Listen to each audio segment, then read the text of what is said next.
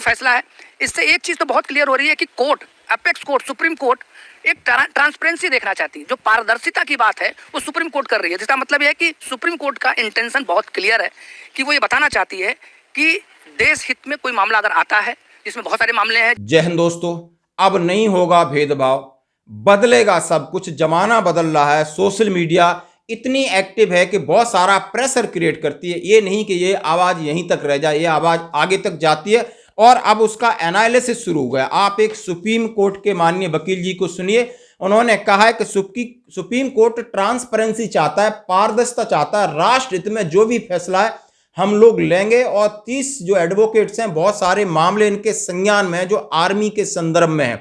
कौन कौन से मामले हैं और कौन कौन से संदर्भ में, उनके बारे में बात करूंगा। साथ ही सरकार बहुत बड़ा बदलाव करने जा रही। माननीय प्रधानमंत्री जी की जो कमेटी बैठी उसमें भले अधिकारी हैं और बहुत सारे ब्यूरोक्रेट्स हैं, उनको सोचना होगा कि सेना के अंदर बदलाव का पहली बार आप अवलोकन और आकलन कर रहे हो तो उसको जड़ तक जाइए, उसमें किसी जेएसयू जवान को भी शामिल करिए, कम से कम उनकी क्या समस्याएं जरा सुनिए। मानिए न मानिए अलग बात है, यदि नहीं उनको शामिल कर रहे तो हमारे जैसे लोग इस प्लेटफॉर्म से इस आवाज को उठाते रहेंगे। जब आप एडवोकेट का आपने स्टेटमेंट सुना, उन्होंने कहा कि हम लोग इस पर काम कर रहे हैं, तो बिल्कुल ये जो केस लड़ रहे हैं अग्निपथ योजना का, कि अग्निपथ होनी चाहिए या नहीं होनी चाहिए, ये देश हित का फैसला है। आप आज रसिया की समस्या देख सकते हो, फौज में भर्ती होने के लिए जबरदस्ती लोग किए जा रहे हैं। उनमें एक दिया है कि सब लोग शादियां कर रहे हैं, बच्चे अडॉप्ट कर रहे हैं ताकि मुझे फौज में न जाना पड़े। क्या इस तरह की आप देश को बनाना चाहते हो? पैसा हो जाएगा, ग्रोथ कर जाएगा, लेकिन जब देश के अंदर संकट आएगा तो देश को बचाने के लिए लोग कैसे आगे आएंगे, ये सोचना पड़ेगा।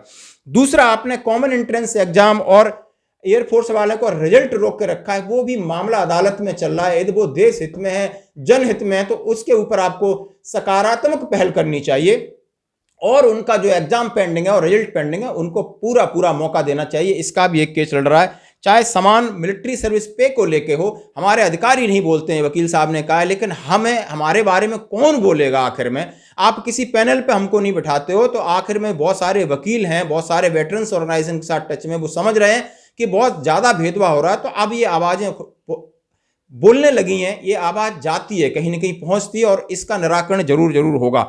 और बहुत सारे भेदभाव, चाहे पेड अलाउंसेस को लेकर हों, चाहे आप कहते हैं ना अंग्रेजियत और भारतीयकरण को लेकर हों, ये सेना के अंदर हैं या सेना के बाहर भी हैं, इनके ऊपर जरूर लगाम लगेगी दोस्तों।